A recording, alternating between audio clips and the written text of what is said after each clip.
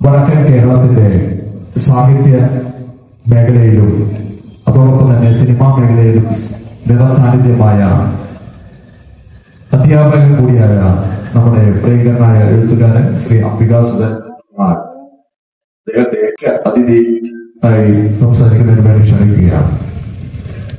വെള്ളോറ ഗ്രാമോത്സവത്തിന്റെ ഭാഗമായി നടക്കുന്ന ഈ സാഹിത്യോത്സവത്തിൽ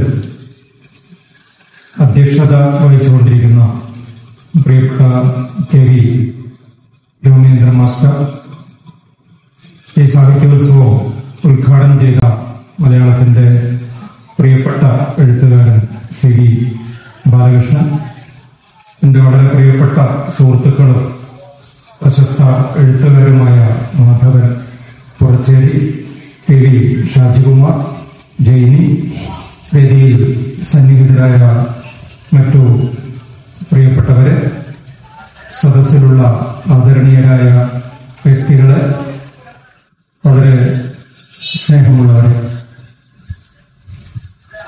സാഹിത്യോത്സവങ്ങൾ കേരളത്തിൽ ധാരാളമായിട്ട് നടന്നു വരുന്ന ഒരു കാലഘട്ടത്തിലാണ് ഈ വെള്ളോറ എന്ന ഗ്രാമത്തിൽ നമ്മൾ സാഹിത്യോത്സവത്തിന്റെ പേരിൽ കൂടിയിരിക്കുന്നത്. സാഹിത്യോത്സവത്തിന്റെ ചരിത്രം ഇവിടെ വിശദമായിട്ട് പറഞ്ഞു. ഞാൻ ആലോചിച്ചത് എന്തുകൊണ്ടാണ് ഗ്രാമോത്സവത്തിന്റെ ഭാഗമായി ഒരു ദിവസം മുഴുവൻ സാഹിത്യത്തിന് വേണ്ടി മാറ്റിവെക്കാം എന്ന് സംഘാടകർ, എന്റെ സുഹൃത്ത് പ്രേമരാജന്റെ നേതൃത്വത്തിലുള്ള സംഘാടകർ എന്തുകൊണ്ട് തീരുമാനിച്ചു എന്നുള്ളത്, ഈ നാട്ടുകാർ എന്തുകൊണ്ട് അതിന് തയ്യാറായി എന്നുള്ളത് കൃത്യമായിട്ടും എഴുത്തിനും വായനയ്ക്കും വളരെ കൃത്യമായ രാഷ്ട്രീയ നിലപാടുണ്ട് എന്നുള്ളത് കൊണ്ടാണ്. എല്ലാ നല്ല എഴുത്തുകാരും രാഷ്ട്രീയത്തെ തന്നെയാണ് ഉപജീവിക്കുന്നത്. അത് കക്ഷി രാഷ്ട്രീയം എന്നുള്ള നിലയിലല്ല. രാഷ്ട്രീയം ഇല്ലാതെ എഴുതാൻ പറ്റില്ല. നല്ല വായനക്കാരുണ്ടാവുക എന്നുള്ള ഒരവസ്ഥ നല്ല രാഷ്ട്രീയക്കാരുണ്ടാവുക എന്നുള്ളത് കൂടിയാണ്. അപ്പൊ ആ നിലയ്ക്ക് നഗരങ്ങളിലും ഗ്രാമങ്ങളിലും സാഹിത്യോത്സവങ്ങൾ ഉണ്ടാകുന്നത് ഏറ്റവും പ്രയോജനപ്രദമാണ്.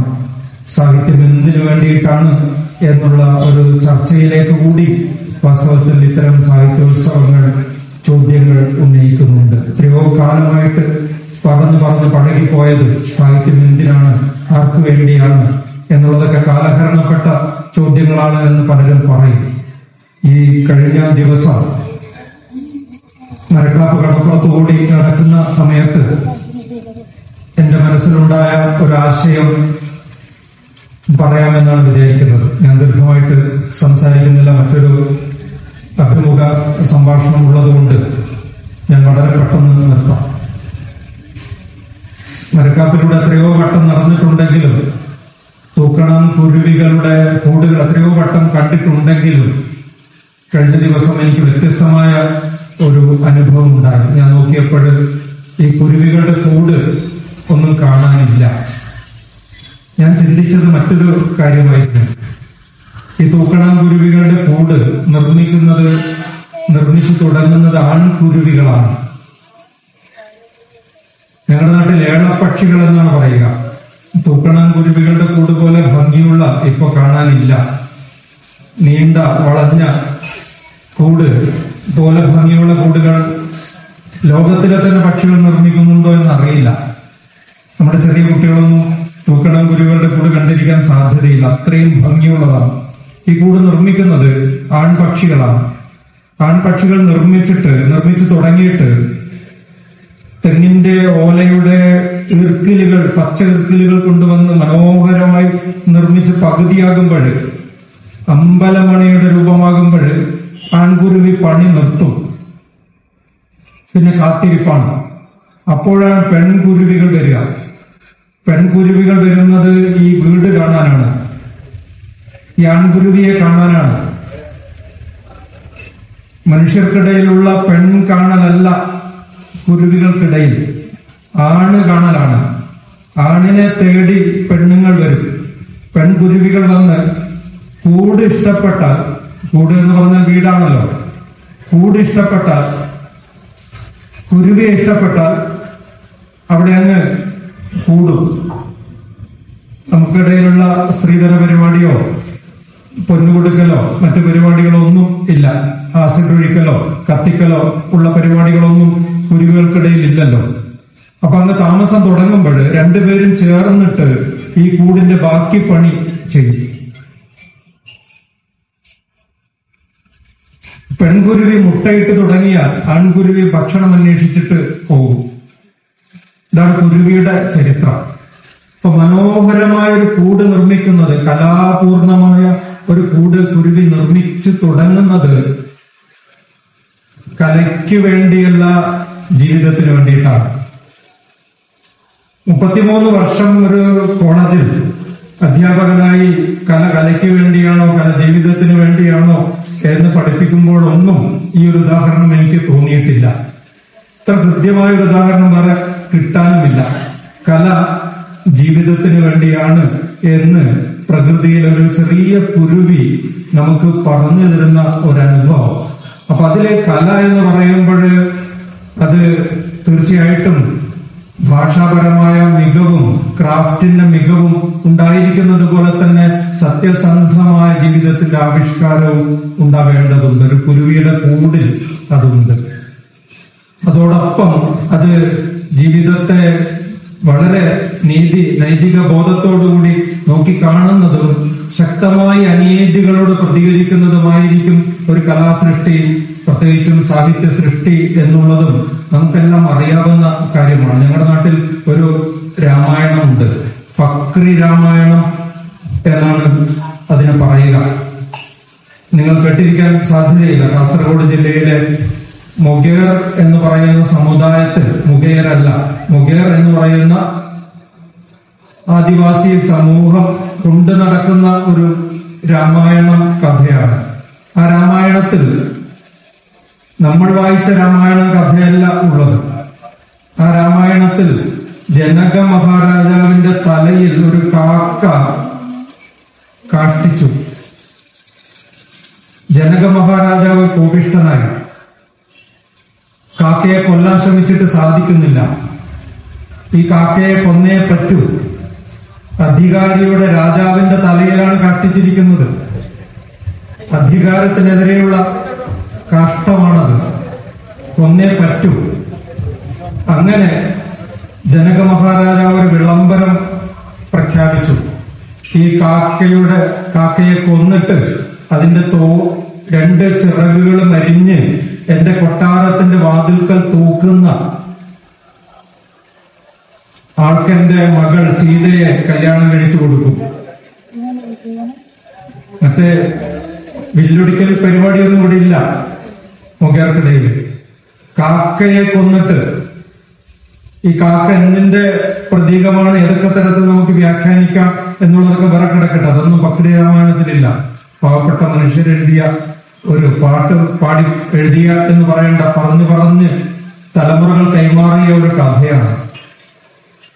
അപ്പൊ അങ്ങനെ ലക്ഷ്മണൻ ഇതറിഞ്ഞിട്ട് ഒരുപാട് പേര് കാക്കയെ കൊല്ലാൻ നോക്കി, കിട്ടുന്നില്ല, പരാജയപ്പെട്ടു. അവസാനം ലക്ഷ്മണൻ പറഞ്ഞു, ഞാൻ പോയി കൊല്ലാം. രാമനോട് അമ്പും വില്ലും കടം ചോദിച്ചിട്ട് രാമന്റെ അമ്പും വില്ലും കടം വാങ്ങിയിട്ട് ലക്ഷ്മണൻ പോയിട്ട് കാക്കയെ കൊല്ലുകയും ചിറകരിഞ്ഞിട്ട് ജനക മഹാരാജാവിന് കൊടുക്കുകയും സീതയെ കിട്ടുകയും ചെയ്തു. അപ്പോ ലക്ഷ്മണൻ പറഞ്ഞു, ഞാൻ അല്ല, ജ്യേഷ്ഠന്റെ അമ്പും വില്ലും കൊണ്ട് എഴുതതുകൊണ്ട് ജ്യേഷ്ഠനാണ് ഈ സീതയെ വിവാഹം ചെയ്യേണ്ടത്.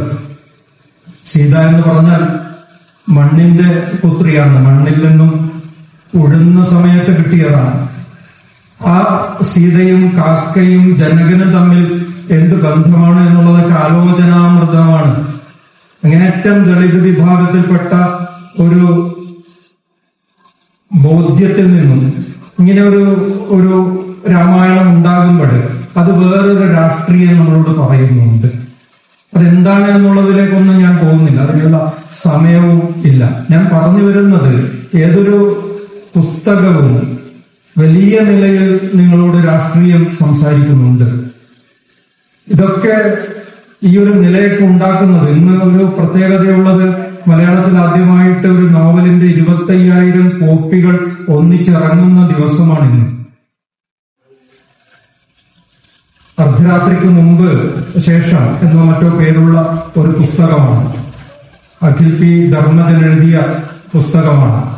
ആ പുസ്തകം എങ്ങനെയുള്ളതാണ്, അത് വായിക്കാൻ കൊള്ളാവുന്നതാണോ കൊള്ളാത്തതാണോ എന്നുള്ളതൊക്കെ വരും ദിവസങ്ങളിൽ തീരുമാനിക്കപ്പെടും. പക്ഷെ 25,000 കോപ്പികളോട് കൂടിയിട്ട് മലയാളത്തിൽ മുമ്പൊരിക്കലും സംഭവിക്കാത്ത തരത്തിൽ പ്രസാധന രംഗത്ത് ഒരു വലിയ വിപ്ലവം സൃഷ്ടിച്ചുകൊണ്ടാണ് ഒരു പുസ്തകം ഇറങ്ങുന്നത്. മറ്റൊരു വശത്ത് എല്ലാവരും വായനക്കാരും എഴുത്തുകാരുമാകുന്ന ഒരു അന്തരീക്ഷം സമൂഹ മാധ്യമങ്ങളുടെ ഒരു കാലം കൊണ്ട് മാത്രമല്ല, കോവിഡ് എന്ന ഒരു പാൻഡമിക് ആയിട്ടുള്ള ഒരു കാലഘട്ടം സൃഷ്ടിച്ച ഒരു സവിശേഷതയാണ് എല്ലാവരും എഴുത്തുകാരും എല്ലാവരും വായനക്കാരുമായി മാറുന്ന, എല്ലാവരും ഫോട്ടോഗ്രാഫർമാരായി മാറുന്നത് പോലെ എല്ലാവരും എഴുത്തുകാരാണ്. പക്ഷെ പുതിയ തലമുറയിൽപ്പെട്ട എഴുതുന്ന ആളുകൾ പലരും എഴുതിയത് രണ്ടാമതൊന്ന് വായിച്ചു നോക്കുമ്പോൾ പോലും ചെയ്യാതെ കുട്ടികൾ അങ്ങ് ഫേസ്ബുക്കിലേക്കും ഒക്കെ പറത്തി വിടുമ്പോൾ അക്ഷരത്തെറ്റുണ്ടോ എന്ന് പോലും നോക്കാനുള്ള സമയം പുതിയ കുട്ടികൾക്കില്ല. അതൊരു വലിയ ദോഷമാണ്.